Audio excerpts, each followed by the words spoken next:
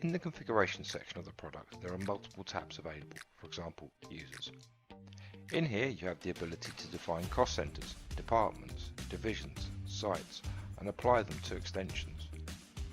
You can choose an extension, edit it, and set it to any of the hierarchical structures that you want to. You're also able to import a directory into the system. There is a document that helps you to do that, which will enable you to create a CSV file and import all of your information. Similarly, you can edit your DDIs, set target callback times for missed calls, give them names, and then group them into campaigns. In this section, you can import your customer directory and then apply your customer numbers to those names. You also have the ability to give specific customers VIP status. Within tasks and actions, you're able to manage the email schedules that you've already created, to change tasks, and then change the actions within specific tasks.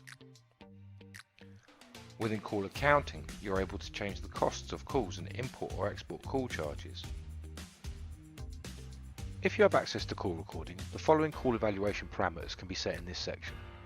For call results, you can add, edit, or delete result definitions. Within customer feedback, you can add, edit, or delete the customer feedback descriptions. You can also edit the evaluation questions to put them more in line with your business requirements. In the compliance area, there are a number of options available.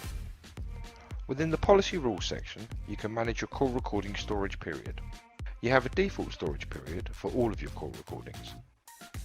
And you also have the ability to define individual department policies, so that you can have a mixture of call recording storage retention if required. In the advanced section of policy settings, you will find the individual departmental policies. Department policies give you the ability to choose which department's calls you wish to record, and whether you wish to record the inbound, outbound, or internal calls. The next section is whitelisted DDIs. In here, any of the DDIs selected will always be recorded, irrespective of what other options are selected.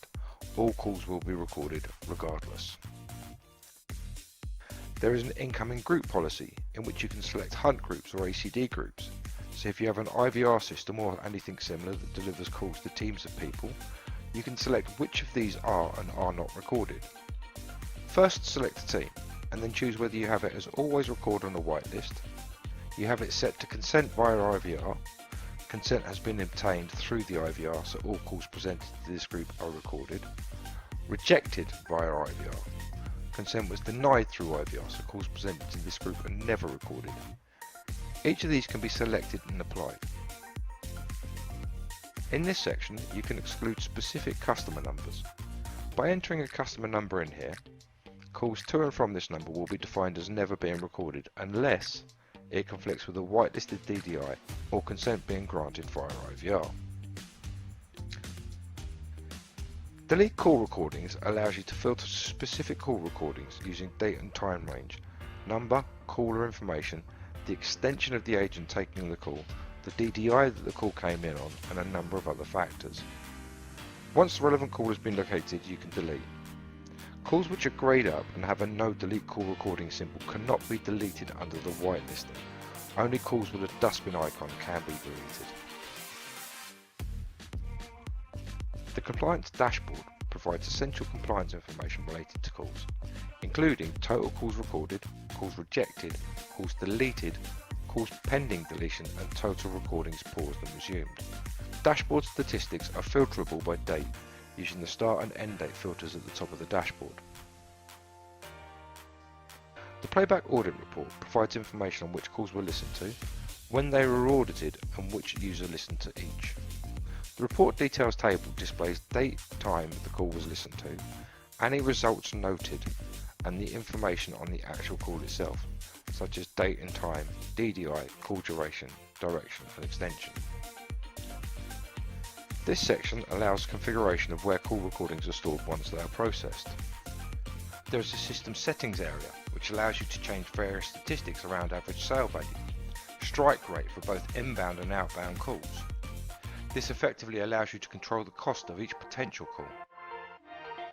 You're also able to configure your trading hours. You can set performance-based parameters such as answer time.